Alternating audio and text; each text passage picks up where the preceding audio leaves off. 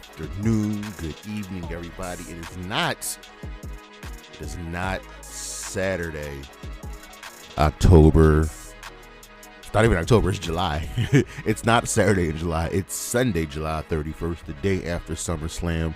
I am the last man standing. I am your host, Jeremy Pearson. This is the High Risk Wrestling Podcast with a little bit of, how shall we put it, what just happened thrown in there.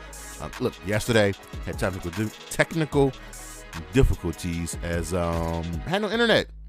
And I could have got some of this work done, but here I am on a Sunday recording this. I'm bringing it to you, so that's what we're doing. So thank you for always coming back. Always, you can check me out on the socials. Twitter, the 215, Charismatic Creations on Facebook, Tumblr, and YouTube, Charismatic_Creations 52. Be on the lookout for the newest episode of The Filthy Cash. We're going to edit that probably tomorrow. Last week we looked at, well, Vince is gone.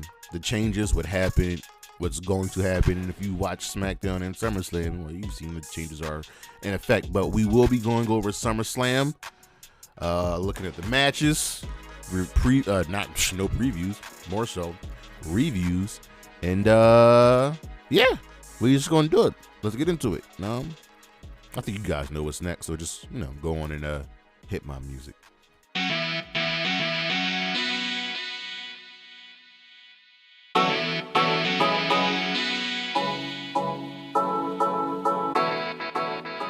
All right, so listen, I don't really follow NXT anymore. I mean, I follow it, I got to keep up on it, but there are some changes. There will be sweeping changes, but first, we might have some new plans for Cora Jade. She was spotted at a house show with, well, Commander Aziz as her new manager. As we've seen on NXT, Apollo Crews is back with no Commander Aziz, and Aziz also has a new look, so we'll have to see how this plays out on NXT coming up. Aziz doesn't have the jacket anymore. He's wearing all black. So we shall see. As you guys haven't heard, Jonathan Gresham and Tony Khan kind of got into it at Death Before Dishonor. Gresham has requested his release from Ring of Honor, and essentially it came down to he wasn't happy with his character direction. He had just turned heel. He just wasn't feeling the flow. He felt like Tony Khan, wasn't doing enough for Ring of Honor. As you all know, during the pandemic, Jonathan Gresham carried the Ring of Honor flag. That was all him. And even more news, Tully Blanchard is no longer with AEW. If you watch Death Before Dishonor, he wasn't with the faction that he had started. No Gresham. They had Prince Nana. We'll see. This is probably still a developing story. Paul Heyman, his relationship with Stephanie McMahon is much, much better, so we could definitely be seeing a bigger role for him now that Triple H and Stephanie are in charge, because we all know what kind of a genius and a great mind that Paul Heyman has for the wrestling business. Triple H, this ties into that, is now the head of creative after Vince's retirement. So we're going to see changes, and we've already seen those changes, especially from SmackDown and SummerSlam. Bruce Pritchard will report to Triple H. So, Pritchard was originally in charge, but Pritchard was originally in charge, but now he's reporting to Triple H. The WWE will be revising their financial statements to reflect the hush money payments that Vince shelled out. The statements have to go back to 2019 and have to reflect the $14.6 million that Vince paid out. This has to go through the SEC file, and this is the primary reason why Vince had to go. WWE are now being looked at by regulatory agencies regarding Vince payments. And there's still another federal investigation into the money. This all sped up Vince leaving. Raw last week, big viewership jump. They gained 200,000 viewers. So Raw, the July 25th episode brought in 1.9 million viewers with a 0.50 and the 18:49 demo. That is pretty fucking good, if I do say so myself. NXT, well, they are going to be running possibly a premium live event against All Out. A leaked Eternal sheet explains some interesting information that NXT is holding an event exclusively on Peacock and on the WWE Network on September 4th, the same day as All Out. Now, with the current NXT roster, there's no way they can compete with All Out. I don't even know why this is a thing. This next news makes me happy. I did a giant happy dance. WrestleMania is coming to Philadelphia. Let that sink in. We haven't had a WrestleMania in 25 years.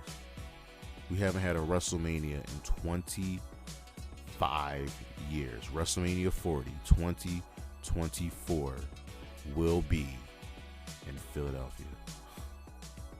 And you know the tagline, it'll be the one WrestleMania, too extreme for one day. So it will be 2 days, April 6th and 7th. I cannot wait. You know we're going to be there. Also, AEW officially announced the Trios Championships. There will be a tournament with the finals taking place at All Out. AEW also announced that they will finally be going to Canada. This will take place Wednesday, October 12th for a live Dynamite, and Thursday, October 13th for a Rampage taping. This is big. This is the first time they're going to Canada. This is going to be great. As you know, with the change, Vince gone, the WWE are going to try to bring back Sasha and Naomi. They're trying to. They're right now. Naomi, I can definitely see coming back. Sasha is definitely a different story because she wants to wrestle in Japan, but don't be surprised if at least one of the two are back. Dante Martin may have been injured during Dynamite. We don't know if he'll miss any in-ring action, but it's tough, man. The WWE had several tryouts in Nashville during SummerSlam weekend, and there were a lot of injuries. The people they got stink. And this will definitely change their mind a little bit with the NIL program. As you know, Vince and company didn't want to bring in any more indie talent, but now they have to, because you have to bring people that know how to work, that can get the job done, that at least look comparable, look cognizant in the ring. Big news out of SummerSlam, which makes me so happy. We'll get into a little bit later, but Bayley returned. And she didn't return by herself. She returned with Dakota Kai, who wasn't even under contract, was fired, and Io Shirai, who is now Io Sky. 3 of the best women's workers today are back. And a female faction. I'm happy Bayley's back. 2, I'm happy Dakota Kai is back and finally on the main roster. 3, the best women's wrestler on the planet, Io Shirai, has been called up to the main roster because she does not need to be in NXT. And Vince, here's the thing. Vince originally rejected this idea. Bayley wanted this faction. With not these 3. She pitched originally Dakota and Io. Then she pitched Raquel and Kaylee Ray, but they both got repackaged. And Triple H was 100% behind Dakota Kai returning. 100%. We could probably see a few more people coming. And the name of Bayley's faction is Control. That's it. Control. Let's fucking go. That's the news. We'll be right back.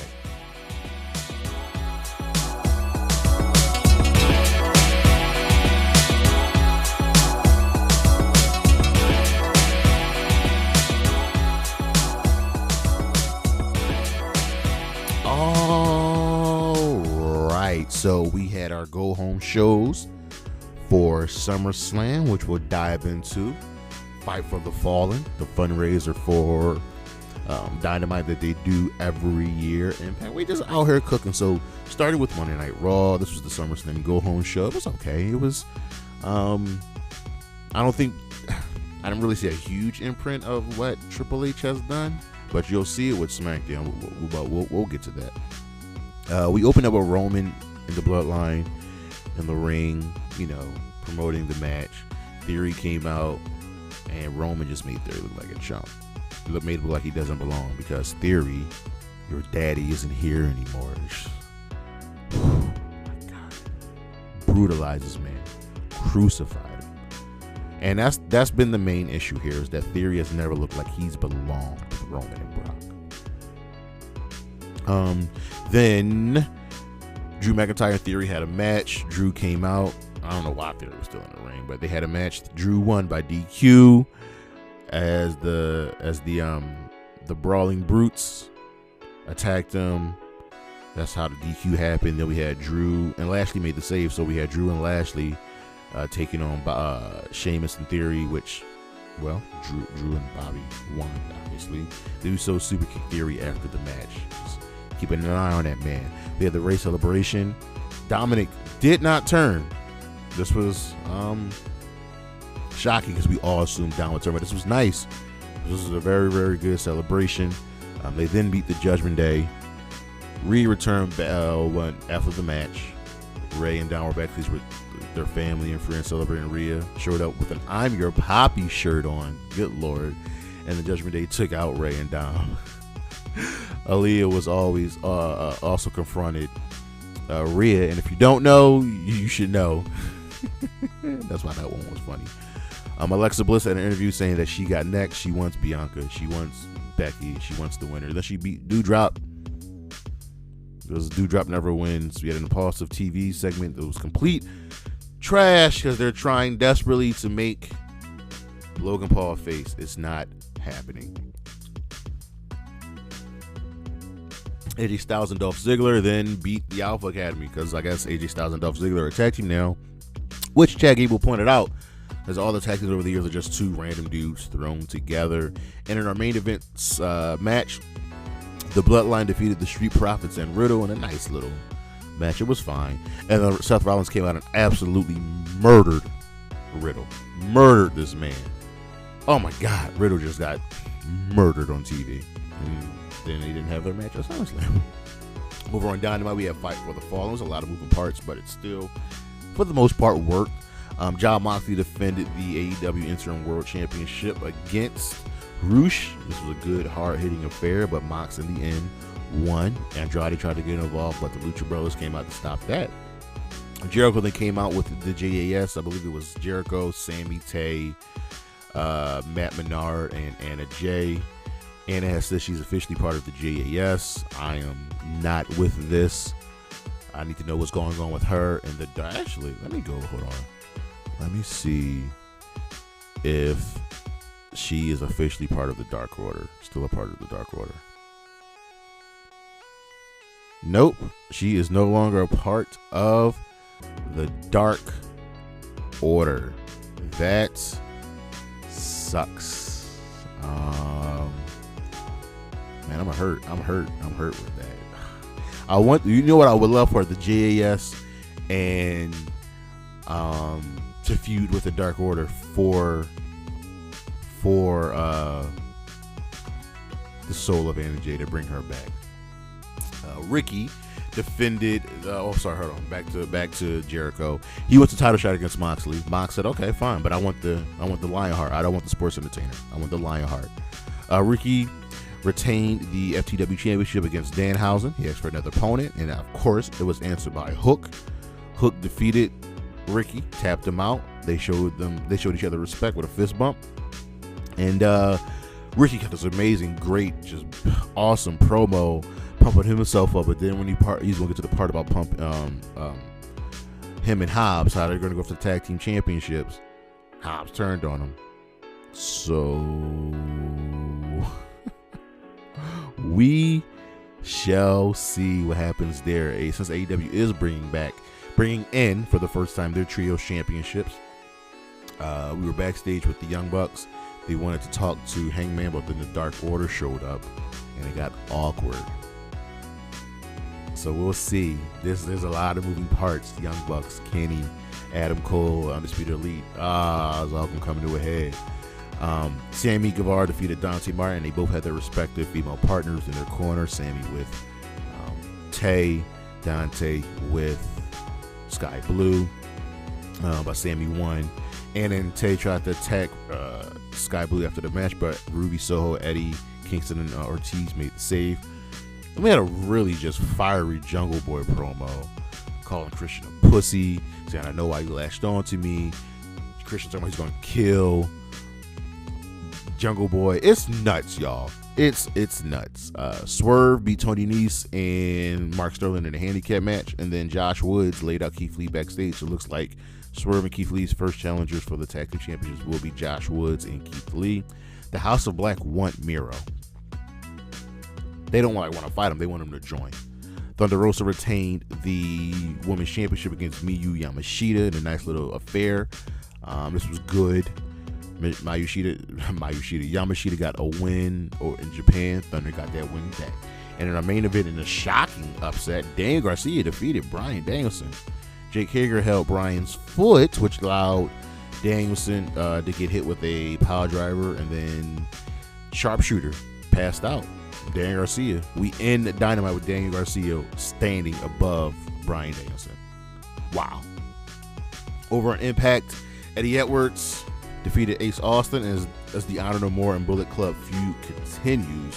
We had a nothing match, but it was just to signify the debut of Killer Kelly, who I'm excited to see. Josh Alexander picked up a win just to get him ready for Emergence. Mia Yim is calling her shot against Jordan Grace. I think Mia Yim will win at Emergence. And Kushida debuts and defeats Rich Swann. So that was fun. Over on SmackDown, this was definitely a Triple H produced show. It gets a thumb up. No 2 thumbs, but it gets a thumb up. The show opened up with a 30-minute match between Sheamus and Drew McIntyre in Donnybrook. Tables, a bar, chairs, shillelaghs. It was nuts. And the winner of this match will go on a clash at the Castle to face whomever is the winner between Brock and Roman. Sheamus lost. He was always going to lose, but he looked good in defeat. This was awesome. This was such an awesome match. Baron Corbin showed up as a fan, sat behind Pat McAfee and kept taunting him.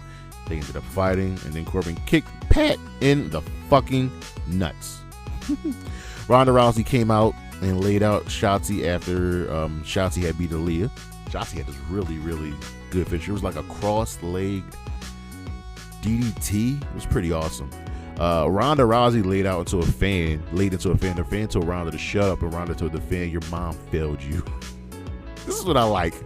I need like tweener Ronda with a little heel edge. She had a tag match with Liv, and they took on Natalya and Sonya Deville. The story of this match was Liv wanted to prove herself against Ronda and would not tag her in at all. Ronda had to tag herself in, and she got the win for the team. This match went, guess what?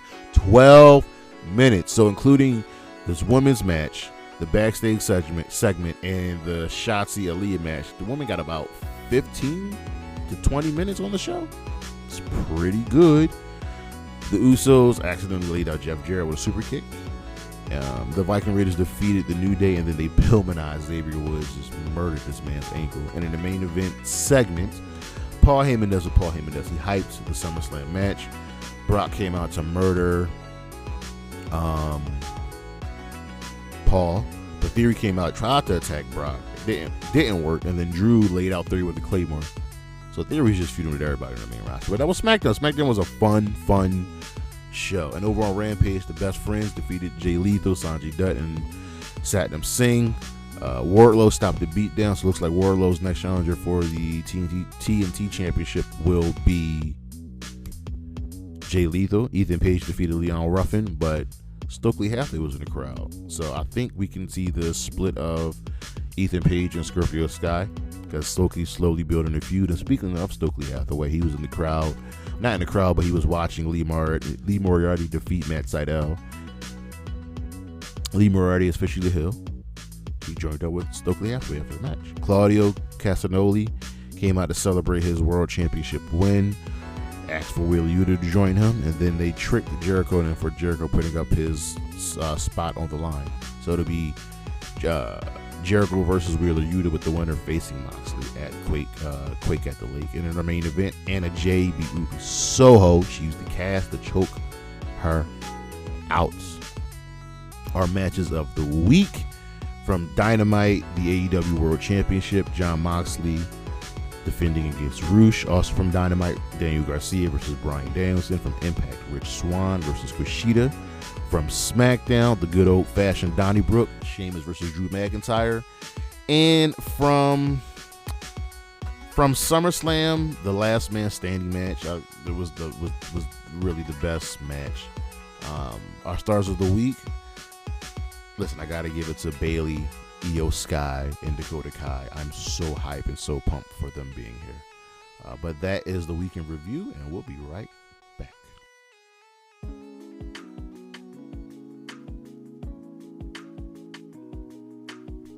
Well, SummerSlam, right? On paper, this was a solid card. I remember hearing a story that the E did not like the card.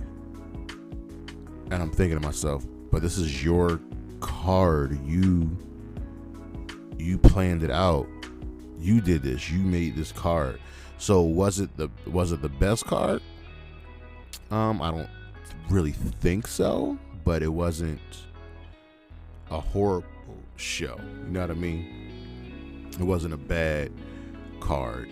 But we'll dive into it. We'll check out everything. You know what I mean? Match of the night, what was good, what wasn't good. But we opened up with the Raw Women's Championship match.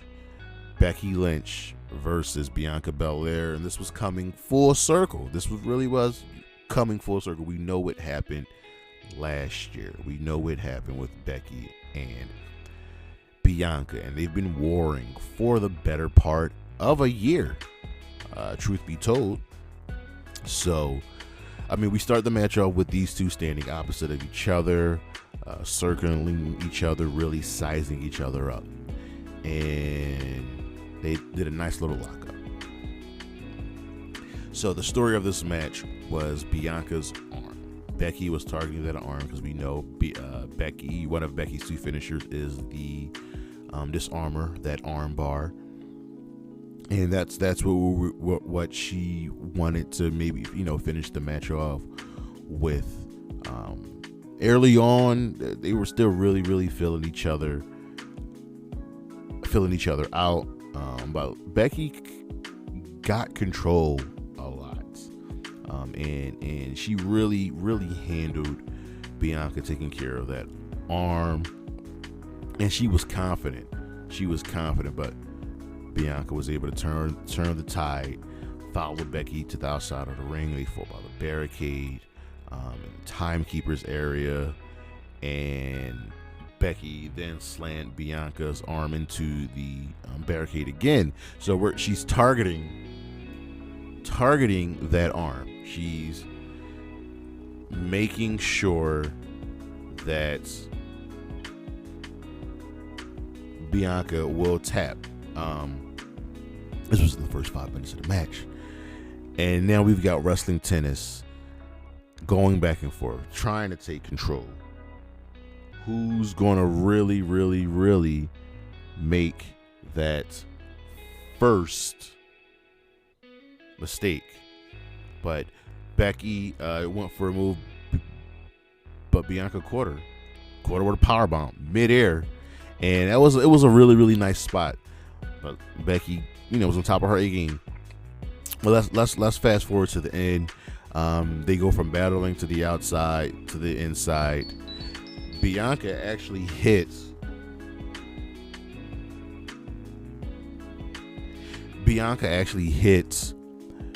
Becky with the KOD on the outside of the ring, and you figure, well, that was it. But Becky got back into the ring because Bianca could have won by count out, but she chose not to.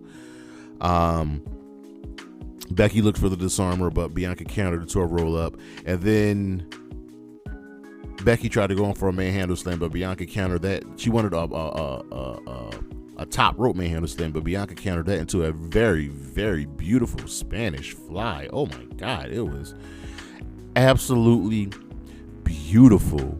And Bianca finished with it with kind of like a jumping KOD. She put her on the KOD, and right when she goes to do that, the downturn to slam her down, she jumped to slam her. Bianca retains. This match went about 15 minutes. After the match, Becky was down, but she gave Bianca a handshake. She wanted to shake her hand. Bianca was like, nah. And then they hugged. Becky left, but then Bayley's music hit, and Bayley came out, and Bayley is back, and I'm so happy Bayley is back. This was also a really, really long walk to the ring all fucking night. The Dakota Kai's music hit, and she wasn't even under contract. I guess she's back. She's back. And then Io Shirai, now Io Sky, her music hit, and they all walked to the ring together with Bayley. And Bayley told Bianca, "Oh, you thought I'd come back by myself? I brought the best of the whole damn world." And looked like they were going to take out Bianca, but Becky got in the ring and stood next to Bianca. Solid. The Raw women's roster is stacked, if I do say so myself. Let's bring up the Raw women's roster, shall we? WWE's shit is all off. So the Raw women's roster is Alexa Bliss, Asuka, Becky Lynch, Bianca Belair, Carmella, Dana Brooke, Doudrop, Liv.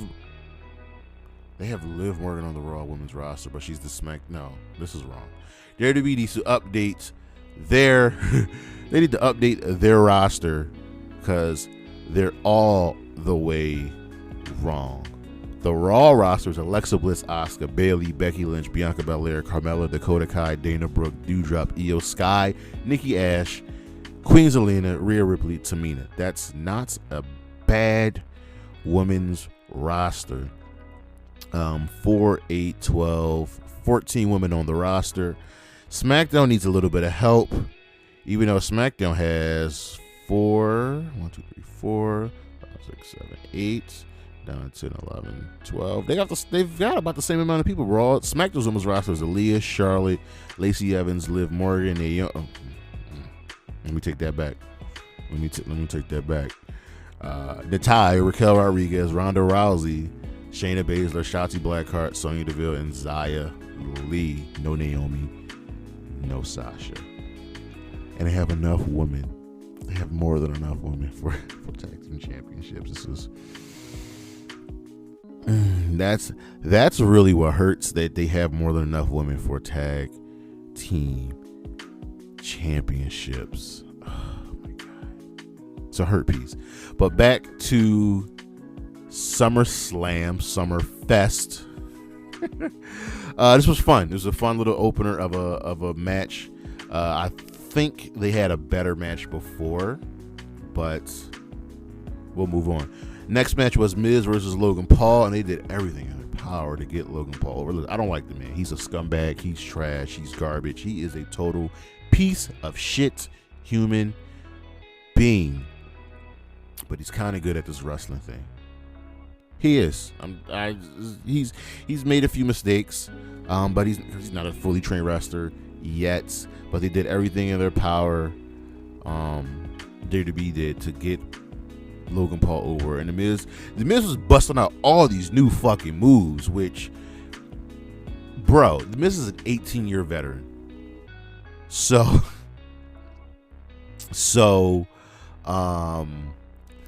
shit was just different. It's like seeing the Miz do all these new moves. Ciampa and Maurice was with the Miz, so they had the numbers game. And the ref tried to eject Ciampa. Ciampa was like, "No, I'm just gonna sit here ringside. And no, AJ Styles showed up, gave him a phenomenal forearm. Miz lost. I'm not happy that Miz lost, but whatever. This was trash. It was not a trash match, but it's just the result was absolute trash. Move on. We had Maximum Male Models promoting Pure Life water. It was funny. Next match was Bobby Lashley versus Austin Theory, WWE United States Championship. And listen, Lashley dominated this. He really dominated this. They wanted to protect Theory because as soon as Lashley put in a hurt lock, Theory tapped immediately. He had to say himself. They wanted us to believe that Theory would cash in later in the evening. But Lashley dominates, and he needs a new challenger. He needs another feud until we can do Lashley versus Gunther at Survivor Series. Next up was the Judgment Day, Finn Balor and Damian Priest with Rhea Ripley taking on the Mysterios in a no disqualification match. And here's my gripe about this match. Why are there tags in a no disqualification match? Why? And the commentary is a little bit off. Corey Graves said, since joining the Judgment Day, this has brought Finn Balor his most sustained period of success. I'm like, bro, he's a former Universal Champion, 2-time NXT champion, United States. What do you? Vince is gone, but that was just something really fucking stupid. Here's the thing. I really thought the Judgment Day were going to win since they had already lost on Raw. So I thought, okay, they'd win here. But Edge showed up, came from the Rising Steps, dropped Priest, dropped Balor, and the Mysterios won. This match didn't really hit the second gear. The crowd, honestly, the crowd was really just waiting for Edge's return. They were just waiting for Edge's return, and like the announcers really act shocked, but they showed a promo that said, "Edge's, you think you know me?" That he was coming tonight. So how is that? Edge is back. He's got a new look. It's like he's the rated R Super Brood. We'll see, because the Judgment Day has not been a success. Edge got out of that drone real quick. So we'll see. Next up was Happy Corbin versus Pat McAfee. A lot of story here, and listen, we've seen Pat in better matches. He had a better match at WrestleMania, and his 2 NXT matches were much better here. But I thought Pat was going to lose. I'm a big Happy Corbin fan. I thought Corbin was going to win. So him losing here didn't make much sense. Pat did a fine job. Corbin did a fine job. This didn't go that long. How long did this go? This went 10 minutes. It was an okay match. McAfee won with a really sloppy cold red, which kind of hurt my heart. I want these two to move on. I'm done. I like both of these people. I need Pat. Pat wasn't even on commentary for the night. I thought he would end up being on commentary after this match, but he wasn't. Cole got on after the Raw side finished. The first 4 matches were all Raw. Shocking, right? Just better. I need more for Corbin. I would love for Corbin to be world champion. We have to get back to having 2 world champions. All right. Drew came out for a promo and just hype up the Clash of the Castle match, and I'm here for it. Drew has been reinvigorated and been revitalized. He's a badass. It's time to get rid of the sword. All right, it's just time to get rid of the sword. Now, a match that we were all looking forward to was the Undisputed Tag Team Championship match with special guest referee Jeff Jarrett. Jeff Jarrett was inconsequential to this match. Secondly, this match was not as good as the Money in the Bank match. Not even close. This didn't get enough time. There were so many promos and promo videos on this match that they could have cut stuff out. I heard they cut time from the Ronda Liv match. So this, I wasn't really feeling this. Not at all. I was not happy with this. Jeff Jarrett really didn't play a major role in it. And the Usos won. This wasn't sloppy. It was just a fine match. It got to second gear, never really got to third gear. So the question is now, what happens with the Usos? Because they've beaten everybody. There are no more teams for them to beat. What happens with the Street Profits? They just can't beat the Usos because now they're probably going to be broken up. This is a tough call. I'm shocked. I am really shocked that the Usos won. I wanted the Street Profits to win because now we know that inevitably they're going to break up. Question is, who's going to be the face? Who's going to be the heel? Riddle came out, jumped the guardrail. I was like, yo, Seth, you fucked me up. I'm here to fuck you up. Let's fucking go. And Riddle got his ass beat again. So they're definitely doing this match at Clash of the Castle. Seth has been kind of on a losing streak, so he's got to look dominant. But it pushes the story along. Wait and see. That's it. Liv Morgan, Ronda Rousey. This match did not go 5 minutes. Remember they cut. Here's the thing. Remember Seth and Riddle were scheduled for this card, so they cut this match. So they cut out a match that would have been at least 15 minutes long, and yet they still didn't have enough time for Liv versus Ronda. This match went 5 minutes. This was essentially the cool down match. Liv did not look like she belonged in the ring with Ronda. Ronda dominated her. Ronda dominated. Liv got some offense in, but Ronda dominated her. I'm sorry, she just did. All right. Liv even busted out a Rings of Saturn, which is one of my favorite submissions. Still didn't work. Hit it with a crucifix driver. Still didn't work.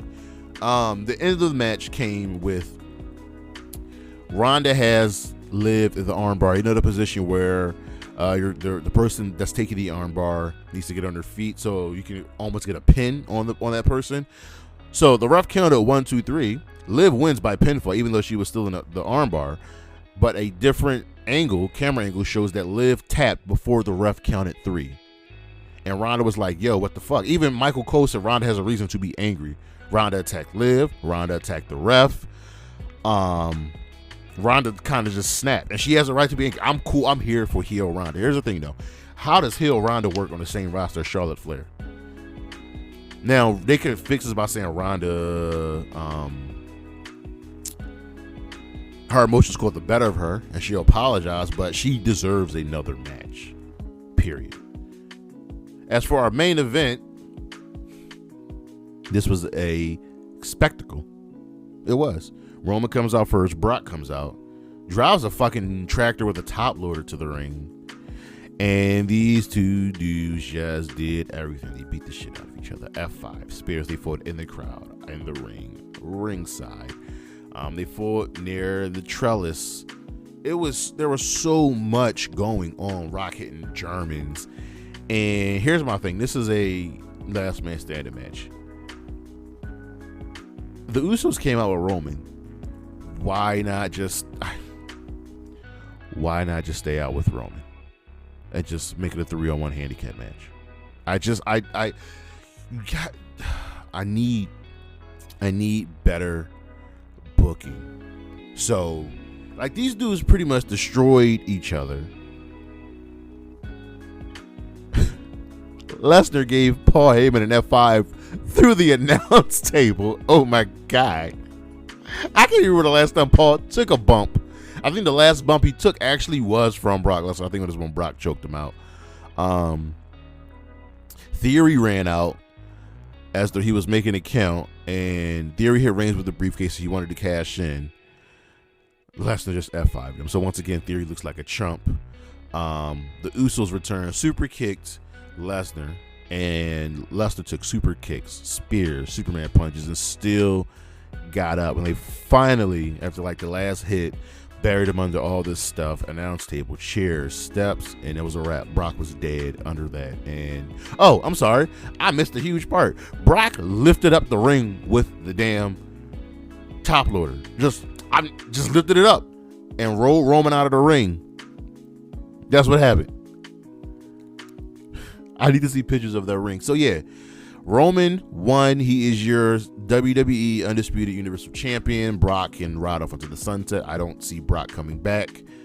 If he does, it's not against Roman. That's for damn sure. But Theory, like I said, was not going to leave this show as champion, because Theory versus either Brock or Theory versus Drew does not sell tickets for Clash at the Castle. No, Drew versus Roman or Drew versus Brock does. So that SummerSlam was a solid show. I'm going to give it a B-. Wasn't awful, wasn't great. There weren't really anything super stand out, kind of like Mania. It was a fine affair, and I think we're now that we're in the Triple H, Stephanie, Nick Khan era, we can see some major changes. We're going to see some major changes with the main shows, with NXT, with our pay-per-views. I just wish they would have booked this a little bit better, fleshed things out with the time, but that is SummerSlam. Thank you all for listening. I appreciate it. The video might be a little late going up, but I am here for you all next week. I don't know what the show is yet. Come back Wednesday when I put the schedule up for August. What is our next? I think our next WWE pay-per-view is Clash at the Castle. Let's see what we got for 2022. Yes, we have Clash at the Castle. So they have nothing scheduled for August. That means we have 4, maybe 5 weeks to build up something. So we're gonna do some really I'll come with something. We're gonna do some kind of crazy shows for August. But thank you again for all listening. Catch me out on socials, Twitter, the 215 Charismatic Creations on Facebook, Tumblr, and YouTube. And as always, Xylee, Wendy Chu, and Gigi Dolan, holla at your boy. Peace.